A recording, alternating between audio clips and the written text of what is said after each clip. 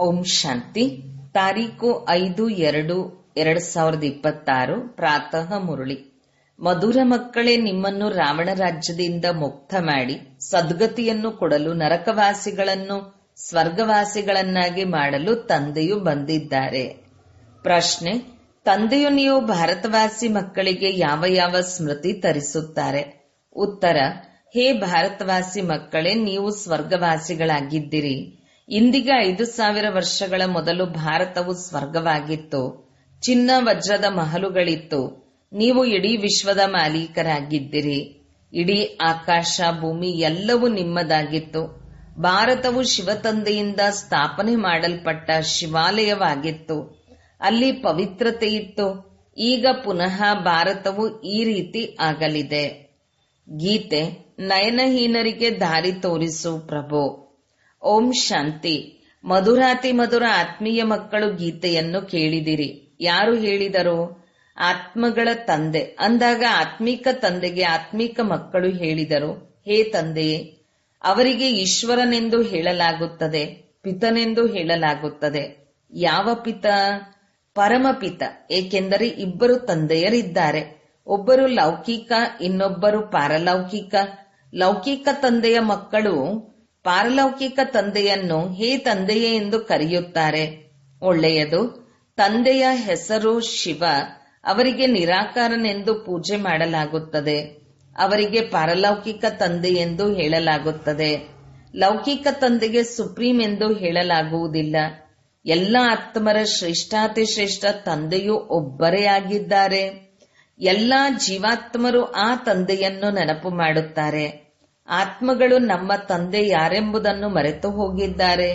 ಓ ಪರಮಪಿತ ಪರಮಾತ್ಮನೇ, ನಾವು ನಯನಹೀನರಿಗೆ ನಯನಗಳನ್ನು ಕೊಡಿ.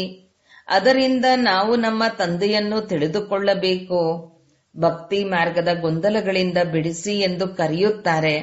ಸದ್ಗತಿಗಾಗಿ 3ನೇ ನೇತ್ರವನ್ನು ಪಡೆಯಲು ತಂದೆಯೊಂದಿಗೆ ಮಿಲನ ಮಾಡಲು ಕರೆಯುತ್ತಾರೆ. ಏಕೆಂದರೆ ತಂದೆಯೇ ಕಲ್ಪಕಲ್ಪವು ಭಾರತದಲ್ಲಿ ಬಂದು ಭಾರತವನ್ನು ಸ್ವರ್ಗವನ್ನಾಗಿ ಮಾಡುತ್ತಾರೆ. ಈಗ ಕಲಿಯುಗವಾಗಿದೆ. ಕಲಿಯುಗದ ನಂತರ ಸತ್ಯಯುಗ ಬರುವುದು. ಇದು ಪುರುಷೋತ್ತಮ ಸಂಗಮ ಯುಗವಾಗಿದೆ. ಬೇಹದ್ದಿನ ತಂದೆಯು ಬಂದು ಯಾರು ಪತಿತ ಭ್ರಷ್ಟಾಚಾರಿಗಳು ಆಗಿಬಿಟ್ಟಿದ್ದಾರೆಯೋ ಅವರನ್ನು ಪುರುಷೋತ್ತಮರನ್ನಾಗಿ ಮಾಡುತ್ತಾರೆ. ಈ ಪುರುಷೋತ್ತಮರು ಲಕ್ಷ್ಮೀನಾರಾಯಣರು ಭಾರತದಲ್ಲಿದ್ದರು. ಲಕ್ಷ್ಮೀನಾರಾಯಣರ ವಂಶಾವಳಿಯ ರಾಜ್ಯವಿತ್ತು. ಇಂದಿಗೆ 5000 ವರ್ಷಗಳ ಮೊದಲು ಸತ್ಯಯುಗದಲ್ಲಿ ಶ್ರೀಲಕ್ಷ್ಮೀನಾರಾಯಣರ ರಾಜ್ಯವಿತ್ತು. ಇದನ್ನು ತಂದೆಯು ಮಕ್ಕಳಿಗೆ ಸ್ಮೃತಿ ತರಿಸುತ್ತಾರೆ. ನೀವು ಭಾರತವಾಸಿಗಳು ಇಂದಿಗೆ 5000 ವರ್ಷಗಳ ಮೊದಲು ಸ್ವರ್ಗವಾಸಿಗಳಾಗಿದ್ದಿರಿ. ಈಗಂತೂ ಎಲ್ಲರೂ ನರಕವಾಸಿಗಳಾಗಿದ್ದಾರೆ. ಇಂದಿಗೆ 5000 ವರ್ಷಗಳ ಮೊದಲು ಭಾರತವು ಸ್ವರ್ಗವಾಗಿತ್ತು. ಭಾರತಕ್ಕೆ ಬಹಳ ಮಹಿಮೆ ಇತ್ತು. ಚಿನ್ನ ವಜ್ರದ ಮಹಲುಗಳಿತ್ತು. ಈಗಂತೂ ಯಾವುದೂ ಇಲ್ಲ. ಆ ಸಮಯದಲ್ಲಿ ಮತ್ಯಾವುದೇ ಧರ್ಮವಿರಲಿಲ್ಲ. ಕೇವಲ ಸೂರ್ಯವಂಶೀಯರೇ ಇದ್ದರು. ಚಂದ್ರವಂಶೀಯರು ಸಹ ಕೊನೆಯಲ್ಲಿ ಬರುತ್ತಾರೆ. ತಂದೆಯು ತಿಳಿಸುತ್ತಾರೆ, ನೀವು ಸೂರ್ಯವಂಶಿ ಮನೆತನದವರಾಗಿದ್ದಿರಿ. ಇಲ್ಲಿಯವರೆಗೂ ಈ ಲಕ್ಷ್ಮೀನಾರಾಯಣರ ಮಂದಿರಗಳನ್ನು ಕಟ್ಟಿಸುತ್ತಾ ಇರುತ್ತಾರೆ. ಆದರೆ ಲಕ್ಷ್ಮೀನಾರಾಯಣರ ರಾಜ್ಯವು ಯಾವಾಗ ಇತ್ತು, ಹೇಗೆ ಪಡೆದರು ಎಂಬುದು ಯಾರಿಗೂ ತಿಳಿದಿಲ್ಲ. ಪೂಜೆ ಮಾಡುತ್ತಾರೆ, ಆದರೆ ತಿಳಿದುಕೊಂಡಿಲ್ಲ. ಅಂದ ಮೇಲೆ ಅಂಧಶ್ರದ್ಧೆ ಆಯಿತಲ್ಲವೇ? ಶಿವನ ಲಕ್ಷ್ಮೀನಾರಾಯಣರ ಪೂಜೆ ಮಾಡುತ್ತಾರೆ, ಚರಿತ್ರೆಯನ್ನು ತಿಳಿದುಕೊಂಡಿಲ್ಲ. ಈಗ ಭಾರತವಾಸಿಗಳೇ ಸ್ವಯಂ ಹೇಳುತ್ತಾರೆ, ನಾವು ಪತೀತರಾಗಿದ್ದೇವೆ. ನಾವು ಪತೀತರನ್ನು ಪಾವನರನ್ನಾಗಿ ಮಾಡುವ ತಂದೆಯೇ ಬನ್ನಿ, ಬಂದು ನಮ್ಮನ್ನು ದುಃಖದಿಂದ ರಾವಣ ರಾಜ್ಯದಿಂದ ಮುಕ್ತ ಮಾಡಿ. ತಂದೆಯೇ ಬಂದು ಎಲ್ಲರನ್ನೂ ಮುಕ್ತಗೊಳಿಸುತ್ತಾರೆ. ಮಕ್ಕಳಿಗೆ ತಿಳಿದಿದೆ, ಸತ್ಯಯುಗದಲ್ಲಿ ಅವಶ್ಯಕವಾಗಿ ಒಂದು ರಾಜ್ಯವಿತ್ತು. ಬಾಪೂಜಿಯೂ ಸಹ ನಮಗೆ ಪುನಃ ರಾಮರಾಜ್ಯವು ಬೇಕು ಎಂದು ಹೇಳುತ್ತಿದ್ದರು. ಗೃಹಸ್ಥ ಧರ್ಮವು ಯಾವುದು ಪತಿತವಾಗಿ ಬಿಟ್ಟಿದೆಯೋ ಅದು ಈಗ ಪಾವನವಾಗಬೇಕು. ನಾವು ಸ್ವರ್ಗವಾಸಿಗಳಾಗಲು ಇಚ್ಛಿಸುತ್ತೇವೆ. ಈಗ ನರಕವಾಸಿಗಳ ಗತಿ ಏನಾಗಿದೆ ಎಂಬುದನ್ನು ಸಹ ನೋಡುತ್ತಿದ್ದೀರಲ್ಲವೇ? ಇದಕ್ಕೆ ನರಕ ಆಸುರಿ ಪ್ರಪಂಚವೆಂದು ಹೇಳಲಾಗುತ್ತದೆ. ಇದೇ ಭಾರತವು ದೈವಿ ಪ್ರಪಂಚವಾಗಿತ್ತು. ತಂದೆಯು ತಿಳಿಸುತ್ತಾರೆ, ನೀವು 84 ಜನ್ಮಗಳನ್ನು ಪಡೆದುಕೊಂಡಿದ್ದೀರಿ. 84 ಲಕ್ಷ ಜನ್ಮಗಳಲ್ಲ. ನೀವು ಮೂಲತಃ ಶಾಂತಿಧಾಮದ ನಿವಾಸಿಗಳಾಗಿದ್ದೀರಿ. ನೀವಿಲ್ಲಿ ಪಾತ್ರವನ್ನು ಅಭಿನಯಿಸಲು ಬಂದಿದ್ದೀರಿ. 84 ಜನ್ಮಗಳ ಪಾತ್ರವನ್ನು ಅಭಿನಯಿಸಿದ್ದೀರಿ. ಪುನರ್ಜನ್ಮವನ್ನಂತೂ ಖಂಡಿತ ಪಡೆದುಕೊಳ್ಳಬೇಕಾಗುತ್ತದೆ ಅಲ್ಲವೇ? 84 ಪುನರ್ಜನ್ಮಗಳಿರುತ್ತವೆ. ಈಗ ಬೇಹದ್ದಿನ ತಂದೆಯು ನೀವು ಮಕ್ಕಳಿಗೆ ಬೇಹದ್ದಿನ ಆಸ್ತಿಯನ್ನು ಕೊಡಲು ಬಂದಿದ್ದಾರೆ. ತಂದೆಯು ನೀವು ಮಕ್ಕಳೊಂದಿಗೆ ಆತ್ಮಗಳೊಂದಿಗೆ ಮಾತನಾಡುತ್ತಿದ್ದಾರೆ. ಅನ್ಯ ಸತ್ಸಂಗಗಳಲ್ಲಿ ಮನುಷ್ಯರು ಮನುಷ್ಯರಿಗೆ ಭಕ್ತಿ ಮಾರ್ಗದ ಮಾತುಗಳನ್ನೇ ತಿಳಿಸುತ್ತಾರೆ. ಅರ್ಧಕಲ್ಪ ಭಾರತವು ಸ್ವರ್ಗವಾಗಿದ್ದಾಗ ಒಬ್ಬರೂ ಪತೀತರು ಇರಲಿಲ್ಲ. ಈ ಸಮಯದಲ್ಲಿ ಒಬ್ಬರೂ ಪಾವನರು ಇಲ್ಲ. ಇದು ಪತೀತ ಪ್ರಪಂಚವಾಗಿದೆ. ಗೀತೆಯಲ್ಲಿ ಕೃಷ್ಣ ಭಗವಾನುವಾಚ ಎಂದು ಬರೆದು ಬಿಟ್ಟಿದ್ದಾರೆ. ಆದರೆ ಕೃಷ್ಣನು ಗೀತೆಯನ್ನು ತಿಳಿಸಲಿಲ್ಲ. ಅವರು ತಮ್ಮ ಧರ್ಮಶಾಸ್ತ್ರವನ್ನು ತಿಳಿದುಕೊಂಡಿಲ್ಲ. ತಮ್ಮ ಧರ್ಮವನ್ನೇ ಮರೆತು ಬಿಟ್ಟಿದ್ದಾರೆ. ಹಿಂದೂ ಎಂಬುದು ಯಾವುದೇ ಧರ್ಮವಲ್ಲ. ಮುಖ್ಯವಾಗಿ 4 ಧರ್ಮಗಳಿವೆ. ಮೊದಲನೆಯದು ಆದಿ ಸನಾತನ ದೇವಿ ದೇವತಾ ಧರ್ಮವಾಗಿದೆ. ಸೂರ್ಯವಂಶಿ ಮತ್ತು ಚಂದ್ರವಂಶಿ ಇಬ್ಬರನ್ನೂ ಸೇರಿಸಿ ದೇವಿ ದೇವತಾ ಧರ್ಮವೆಂದು ಹೇಳಲಾಗುತ್ತದೆ. ಅಲ್ಲಿ ದುಃಖದ ಹೆಸರಿರುವುದಿಲ್ಲ. 21 ಜನ್ಮಗಳು ನೀವು ಸುಖಧಾಮದಲ್ಲಿದ್ದಿರಿ. ನಂತರ ರಾವಣ ರಾಜ್ಯ ಭಕ್ತಿಯು ಆರಂಭವಾಗುತ್ತದೆ. ಭಕ್ತಿ ಮಾರ್ಗವು ಕೆಳಗಿಳಿಯುವ ಮಾರ್ಗವಾಗಿದೆ. ಭಕ್ತಿಯು ರಾತ್ರಿ, ಜ್ಞಾನವು ಹಗಲಾಗಿದೆ. ಈಗ ಘೋರ ಅಂಧಕಾರದ ರಾತ್ರಿಯಾಗಿದೆ. ಶಿವ ಜಯಂತಿ ಮತ್ತು ಶಿವರಾತ್ರಿ ಎರಡೂ ಶಬ್ದಗಳನ್ನು ಹೇಳುತ್ತಾರೆ. ಶಿವತಂದೆಯು ಯಾವಾಗ ಬರುತ್ತಾರೆ? ರಾತ್ರಿಯಾದಾಗ. ಭಾರತವಾಸಿಗಳು ಘೋರ ಅಂಧಕಾರದಲ್ಲಿ ಬಂದು ಬಿಡುತ್ತಾರೆ. ಆಗ ತಂದೆಯು ಬರುತ್ತಾರೆ. ಗೊಂಬೆಗಳ ಪೂಜೆ ಮಾಡುತ್ತಿರುತ್ತಾರೆ. ಯಾರೊಬ್ಬರ ಚರಿತ್ರೆಯನ್ನೂ ತಿಳಿದುಕೊಂಡಿಲ್ಲ. ಈ ಭಕ್ತಿ ಮಾರ್ಗದ ಶಾಸ್ತ್ರಗಳು ಸಹ ರಚನೆಯಾಗಲೇಬೇಕು. ಈ ಡ್ರಾಮಾ ಸೃಷ್ಟಿ ಚಕ್ರವನ್ನು ತಿಳಿದುಕೊಳ್ಳಬೇಕು. ಶಾಸ್ತ್ರಗಳಲ್ಲಿ ಈ ಜ್ಞಾನವಿಲ್ಲ. ಅದು ಭಕ್ತಿಯ ಜ್ಞಾನ, ತತ್ವಜ್ಞಾನವಾಗಿದೆ. ಅದು ಸದ್ಗತಿಯ ಮಾರ್ಗದ ಜ್ಞಾನವಲ್ಲ. ನಾನು ಬಂದು ನಿಮಗೆ ಬ್ರಹ್ಮಾರವರ ಮೂಲಕ ಜ್ಞಾನವನ್ನು ತಿಳಿಸುತ್ತೇನೆ. ನಮಗೆ ಸುಖಧಾಮ, ಶಾಂತಿಧಾಮದ ಮಾರ್ಗವನ್ನು ತಿಳಿಸಿ ಎಂದು ಕರೆಯುತ್ತಾರೆ. ತಂದೆಯು ತಿಳಿಸುತ್ತಾರೆ, ಇಂದಿಗೆ 5000 ವರ್ಷಗಳಿಗೆ ಮೊದಲು ಸುಖಧಾಮವಿತ್ತು. ಅದರಲ್ಲಿ ನೀವು ಇಡೀ ವಿಶ್ವದ ಮೇಲೆ ರಾಜ್ಯ ಮಾಡುತ್ತಿದ್ದಿರಿ. ಸೂರ್ಯವಂಶಿ ಮನೆತನದವರ ರಾಜ್ಯವಿತ್ತು. ಉಳಿದೆಲ್ಲ ಆತ್ಮರು ಶಾಂತಿಧಾಮದಲ್ಲಿದ್ದರು. ಅಲ್ಲಿ ಕೇವಲ 9 ಲಕ್ಷ ಜನಸಂಖ್ಯೆ ಎಂದು ಹೇಳಲಾಗುತ್ತದೆ. ನೀವು ಮಕ್ಕಳನ್ನು ಇಂದಿಗೆ 5000 ವರ್ಷಗಳ ಮೊದಲು ಬಹಳ ಸಾಹುಕಾರರನ್ನಾಗಿ ಮಾಡಿದ್ದೆವು. ಇಷ್ಟೊಂದು ಹಣವನ್ನು ಕೊಟ್ಟೆನು, ಮತ್ತೆ ಅದನ್ನು ನೀವು ಎಲ್ಲಿ ಕಳೆದಿರಿ? ನೀವು ಎಷ್ಟೊಂದು ಸಾಹುಕಾರರಾಗಿದ್ದೀರಿ.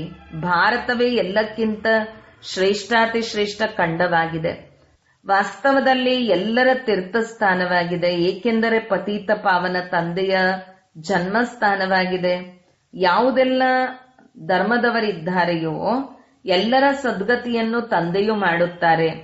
ಕೇವಲ ರಾವಣ ರಾಜ್ಯವು ಲಂಕೆಯಲ್ಲಿರಲಿಲ್ಲ. ಈಗ ಇಡೀ ಸೃಷ್ಟಿಯಲ್ಲಿಯೇ ಇದೆ. ಎಲ್ಲರಲ್ಲಿಯೂ ಪಂಚವಿಕಾರಗಳ ಪ್ರವೇಶ ಆಗಿದೆ. ಸೂರ್ಯವಂಶಿ ರಾಜ್ಯವಿದ್ದಾಗ ಈ ವಿಕಾರಗಳೇ ಇರಲಿಲ್ಲ. ಭಾರತವು ನಿರ್ವಿಕಾರಿಯಾಗಿತ್ತು, ಈಗ ವಿಕಾರಿಯಾಗಿದೆ. ಸತ್ಯಯುಗದಲ್ಲಿ ದೈವಿ ಸಂಪ್ರದಾಯವಿತ್ತು.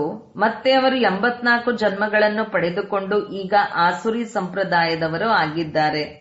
ಪುನಃ ದೈವಿ ಸಂಪ್ರದಾಯದವರಾಗುತ್ತಾರೆ. ಭಾರತವು ಬಹಳ ಸಾಹುಕಾರ ಆಗಿತ್ತು, ಈಗ ಬಡ ಭಾರತವಾಗಿದೆ. ಆದ್ದರಿಂದ ಭಿಕ್ಷೆ ಬೇಡುತ್ತಿದ್ದಾರೆ.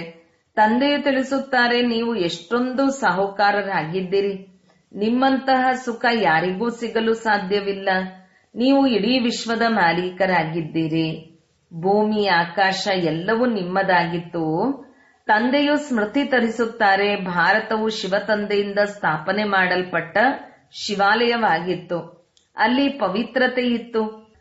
ಆ ಹೊಸ ಪ್ರಪಂಚದಲ್ಲಿ ದೇವಿ ದೇವತೆಗಳು ರಾಜ್ಯ ಮಾಡುತ್ತಿದ್ದರು.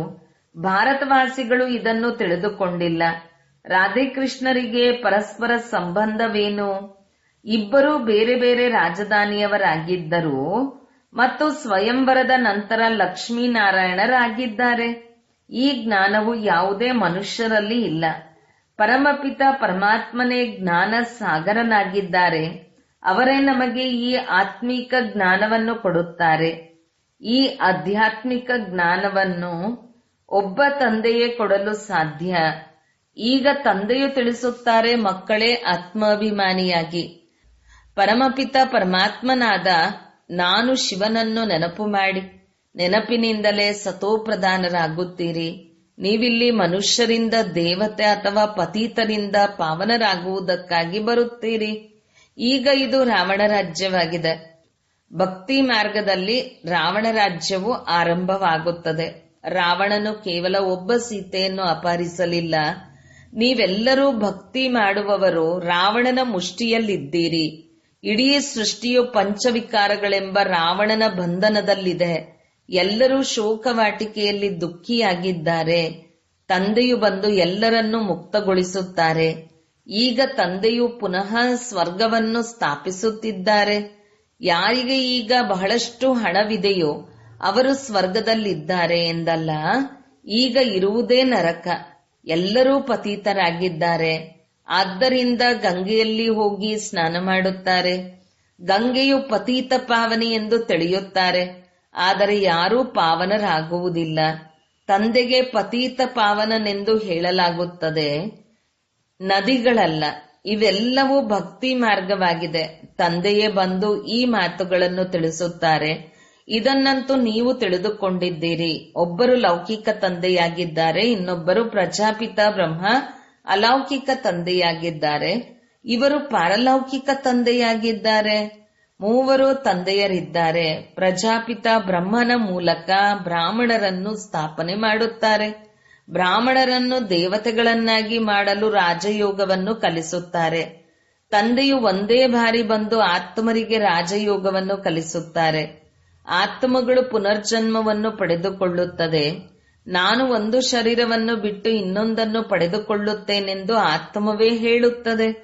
ತಂದೆಯು ತಿಳಿಸುತ್ತಾರೆ, ತಮ್ಮನ್ನು ಆತ್ಮನೆಂದು ತಿಳಿದು ತಂದೆಯಾದ ನನ್ನನ್ನು ನೆನಪು ಮಾಡಿ, ಆಗ ನೀವು ಪಾವನರಾಗುವಿರಿ. ಯಾವುದೇ ದೇಹಧಾರಿಯನ್ನು ನೆನಪು ಮಾಡಬೇಡಿ.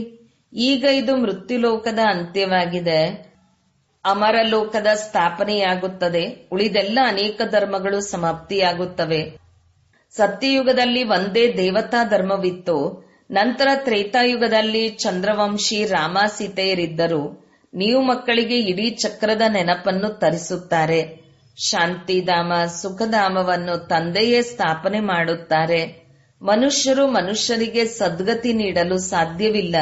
ಅವರೆಲ್ಲರೂ ಭಕ್ತಿ ಮಾರ್ಗದ ಗುರುಗಳಾಗಿದ್ದಾರೆ. ಭಕ್ತಿ ಮಾರ್ಗದಲ್ಲಿ ಮನುಷ್ಯರು ಅನೇಕ ಪ್ರಕಾರದ ಚಿತ್ರಗಳನ್ನು ಮಾಡಿಸಿ ಪೂಜೆ ಮಾಡಿ ನಂತರ ತೆಗೆದುಕೊಂಡು ಹೋಗಿ ಮುಳುಗು ಎಂದು ಹೇಳುತ್ತಾರೆ.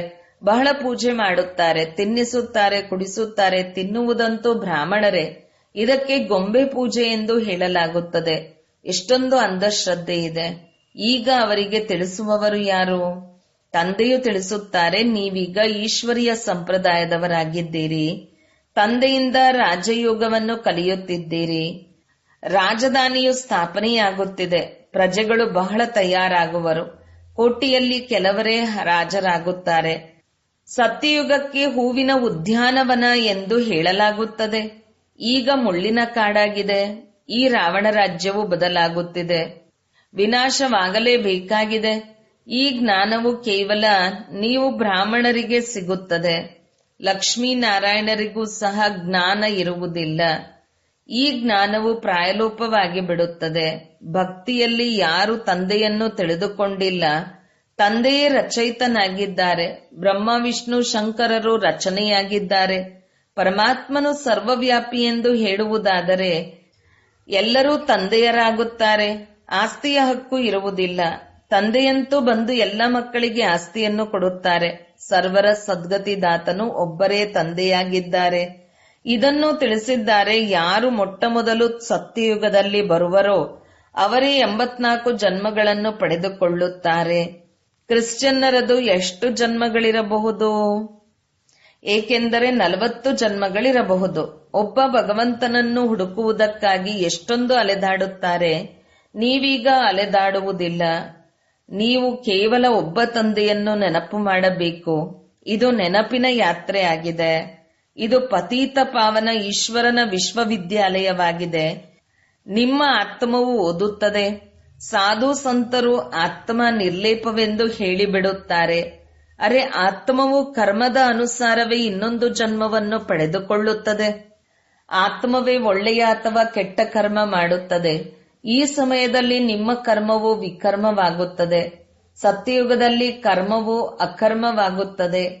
ಅಲ್ಲಿ ವಿಕರ್ಮವಾಗುವುದಿಲ್ಲ. ಅದು ಪುಣ್ಯಾತ್ಮರ ಪ್ರಪಂಚವಾಗಿದೆ. ಇವೆಲ್ಲವೂ ತಿಳಿದುಕೊಳ್ಳುವ ಮತ್ತು ತಿಳಿಸುವ ಮಾತುಗಳಾಗಿವೆ. ಒಳ್ಳೆಯದು ಮಧುರಾತಿ ಮಧುರ ಅಗಲಿ ಹೋಗಿ ಮರಳಿ ಸಿಕ್ಕಿರುವ ಮಕ್ಕಳ ಪ್ರತಿ ಮಾತಪಿತಾ ಬಾಬ್ದಾದರವರ ನೆನಪು, ಪ್ರೀತಿ ಹಾಗೂ ಸುಪ್ರಭಾತ. ಆತ್ಮಿಕ ಮಕ್ಕಳಿಗೆ ಆತ್ಮಿಕ ತಂದೆಯ ನಮಸ್ತೆ. ಧಾರಣೆಗಾಗಿ ಮುಖ್ಯ ಸಾರ 1. ಮುಳ್ಳುಗಳಿಂದ ಹೂಗಳಾಗಿ ಹೂತೋಟ ಸತ್ಯಯುಗವನ್ನು ಸ್ಥಾಪನೆ ಮಾಡುವ ಸೇವೆ ಮಾಡಬೇಕು. ಯಾವುದೇ ಕೆಟ್ಟ ಕರ್ಮ ಮಾಡಬಾರದು. 2. ತಂದೆಯಿಂದ ಯಾವ ಆತ್ಮಿಕ ಜ್ಞಾನವನ್ನು ಕೇಳಿದ್ದೀರೋ ಅದನ್ನೇ ಎಲ್ಲರಿಗೂ ತಿಳಿಸಬೇಕು. ಆತ್ಮಾಭಿಮಾನಿಯಾಗುವ ಪರಿಶ್ರಮ ಪಡಬೇಕು.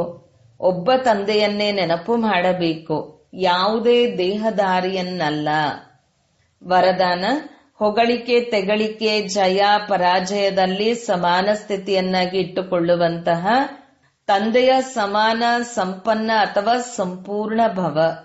ಯಾವಾಗ ಆತ್ಮನ ಸಂಪೂರ್ಣ ಅಥವಾ ಸಂಪನ್ನ ಸ್ಥಿತಿ ಆಗುತ್ತದೆಯೋ ಆಗ ಹೊಗಳಿಕೆ, ತೆಗಳಿಕೆ, ಜಯ ಪರಾಜಯ, ಸುಖ ದುಃಖ ಎಲ್ಲದರಲ್ಲಿಯೂ ಸಮಾನತೆ ಇರುತ್ತದೆ.